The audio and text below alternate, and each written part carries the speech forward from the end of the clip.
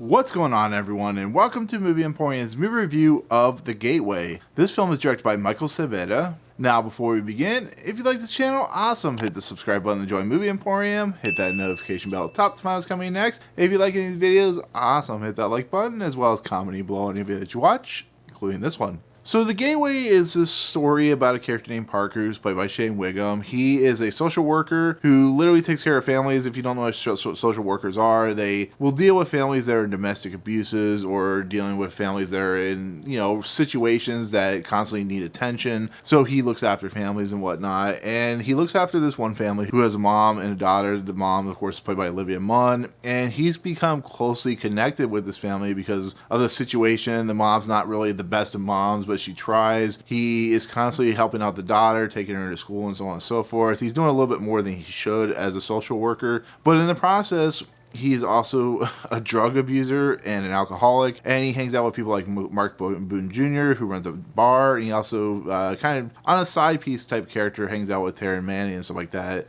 But with everything that happens, Olivia Munn's husband, Avery, who plays Mike, comes out of jail, and he's been in jail for scrupulous reasons or whatever, and in the process, he goes back into that lifestyle. He's under the control of this character who's played by Grillo, and things start to spiral out of control, and just go into chaos. So it's one of those movies where this guy, played by Shea Whigham, is trying everything in his best to keep this woman, in safe havens, and of course, we have the husband, who's just a really bad person. And then on top of that, Shea Whigham's character has to deal with his father, who's played by Dern.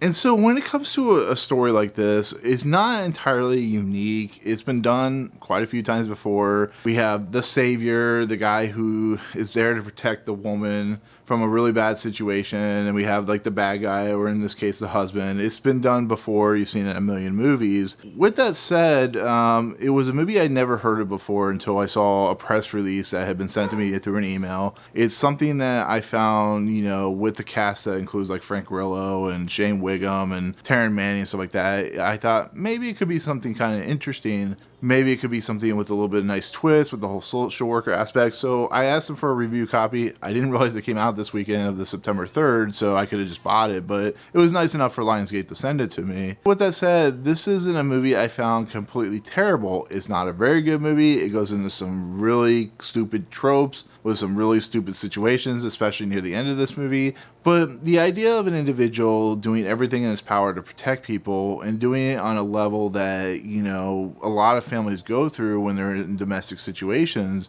I found that kind of compelling. I thought that very endearing. I felt the character was a very flawed character, was an individual who had his problems, but you really had a sense that he cared about the people he was taking care of. And through the 90-minute movie, you really get that good sense of what he's trying to do and how he's trying to interact and protect people. And I found that kind of just a good way to present a movie. Is it perfect? Like I said, no, because this character, the whole idea of him using drugs and alcohol and stuff like that is a little tropey in its own aspect. But, when you watch this story, you watch, the Olivia Munn character who's working by night and she's late to take her child to the school, and he's helping her and he's warning her. You can see like the distress on her face. You can see that she's at her wit's end, and when her husband comes into the mix, and you can see the whole domestic abuse and domestic spouse situation. It feels like something that could truly happen, maybe would happen, because of the scenario of the American family and the American system and stuff like that. So I really was on board for that. It just, when the movie starts getting into action territory, when it gets into the ridiculous plot points with the whole drug thing, and the use of Grillo's character in this movie, which is a really over the top character, and the concept of why they're stealing drugs and whatnot, I didn't find that at all compelling. I actually found it quite ridiculous and kind of over the top and silly, and just almost kind of ruined the movie, because it's most of the movie. The first 20-30 minutes of the movie is just the social worker stuff, which actually really works, but then you get into the very tropey, the very been done there and been there, that type of scenario, and that's when the movie just kind of completely falls apart. I think the Dern, Shea Whigham kind of plot point and stuff like that was I wouldn't say the greatest, because it felt a little like they didn't have a lot of chemistry, that they didn't really feel like son and father. But I like Dern. I like who he is as an actor. He's been around forever, and he does a really nice job in pretty much everything he's in. It's just the concept of them being father and son just didn't work for me at all. And so with that said, this is a middle of the road movie. First half of the social worker stuff, very interesting, kind of compelling.